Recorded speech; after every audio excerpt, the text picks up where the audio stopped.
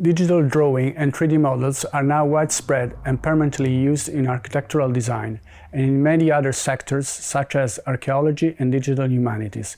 Nevertheless, architects, engineers, archaeologists, and historians who build 3D models rarely declare which representation methods and 3D modeling techniques have used. Perhaps the reason is because the nature of 3D models generated with CAD application is not always transparently declared by the software itself, and all the computer-generated models are often considered equivalent to each other, which is not always true. Furthermore, 3D models are almost always shared only in form of images or videos. Thus, knowing and declaring the geometric nature of the 3D model in these cases is superfluous. However, being aware that different digital representation methods and 3D modeling techniques exist is crucial because they have different characteristics, criticalities, and potentialities, and using them properly allows to achieve better results and avoid errors. Furthermore, declaring the geometric nature of 3D model and how it was formed improved the transparency, transmissibility, and reusability of 3D models, which are fundamental aspects of scientific products. It is critical to distinguish between digital representation methods and 3D modeling techniques. Representation methods concern the intrinsic geometric and mathematical nature of 3D shape. Now this is represented and described by the computer, while the 3D modeling techniques deal with the procedure adopted by the operator to create the 3D shape. Concerning the representation methods, there are several ways to classify them. But the most important classification for the field of hypothetical reconstruction distinguishes the following two: the continuous methods and the discrete methods.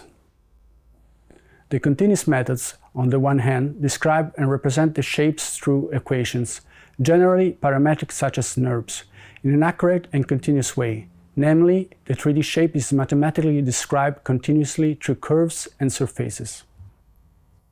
The discrete methods, on the other hand, describe and represent the shapes in a discrete, discontinuous way. Curved surfaces are not described with equations, but approximated through coordinates of points and polygonal faces.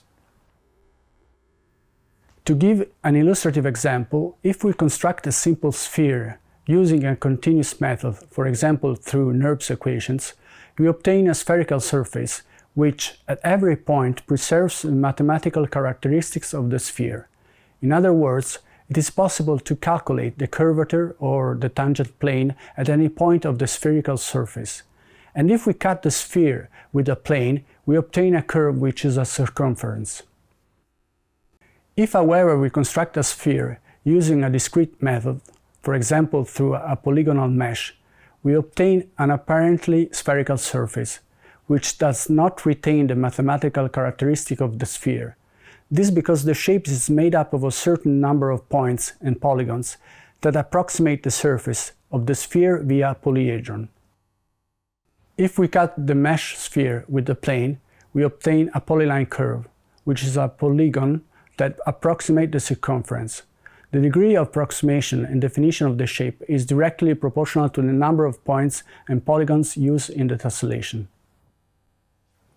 From these definitions, these two methods describe and represent forms differently and therefore have different uses.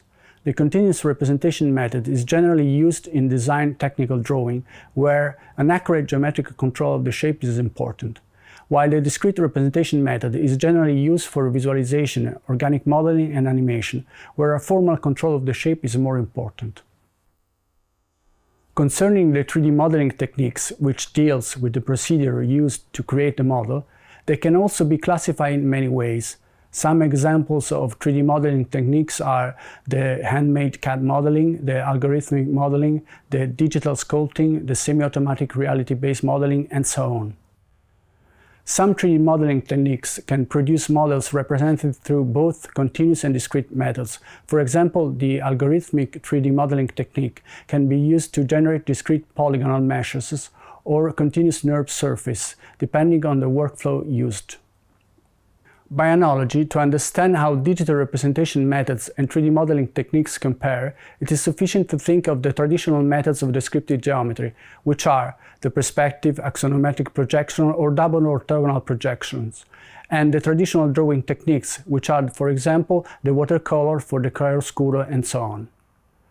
Most of the traditional drawing techniques can be used to draw scenes or objects represented through the methods of perspective, axonometric, and so on.